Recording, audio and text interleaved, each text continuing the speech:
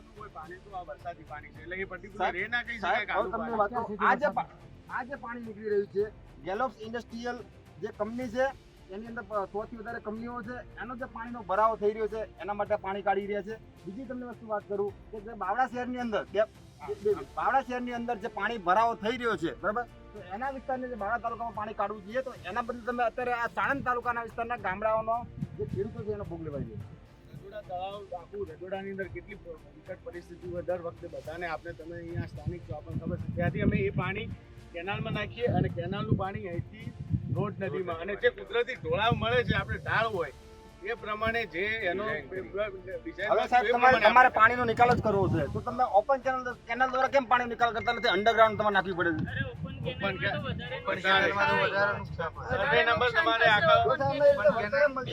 અમારી કેનાલ એમને રીતે વળતર એમ મળશે. અમને આજુબાજુ રસ્તા બંધ છે, તો જે ખેડૂતોના જે જમીનની કિંમત છે એની વેલ્યુ વધવાની છે, ઘટવાની નથી બેન. આની અંદર અમારી જમીનની વેલ્યુ ઓછી થવાની છે. જો તમે ઓપન કેનાલ બનાવો તો આજુબાજુનો રસ્તો બને અને એ ખેડૂતોના ખેતરોની વેલ્યુ વધે, આવા જવાનો રસ્તો બને. સિંચાઈ વિભાગે જબરદસ્તી આ કેનાલનું કામકાજ ચાલુ કર્યું છે. અમે ઘણી જગ્યાએ રજૂઆત કરી, ઘણી જગ્યાએ આધાર કોઈ પણ નિરાકરણ આવ્યું નહીં. ખેડૂતોને કોઈ પણ જાતના વળતરની કોઈ જોગવાઈ નથી. પ્રાંત સાહેબ પણ સાહેબને રજૂઆત કરેલી હતી, આ વિશે કોઈ ચર્ચા નહીં.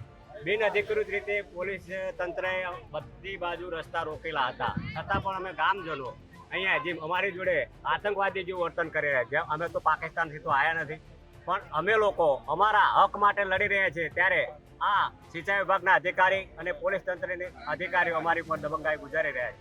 કોઈ પણ ભોગે અમારે આ પાઇપલાઇન નાખવા દેવાની નથી. પાઇપલાઇન નાખવા માટે ઘણા સ્કોપ છે, જે ઓછામાં ઓછી ખેતીલાયક જમીનનો ઉપયોગ થાય એવા ઘણા રૂટ છે, પણ એ રૂટ ઉપર અમને કામ કરવું નથી. માત્ર ને માત્ર સારા અને ખેતીલાયક ઉપજાઉ જમીનના સર્વે નંબરોમાંથી આ લાઈન પસાર કરવામાં જબરદસ્તી કાર્યવાહી કરવામાં આવી રહી છે.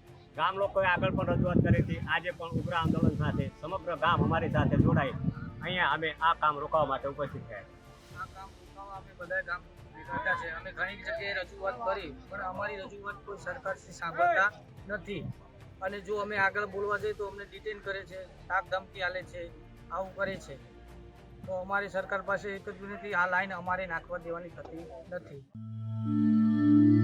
ખેડૂત પોથીને લાઈક, શેર અને સબસ્ક્રાઇબ કરો.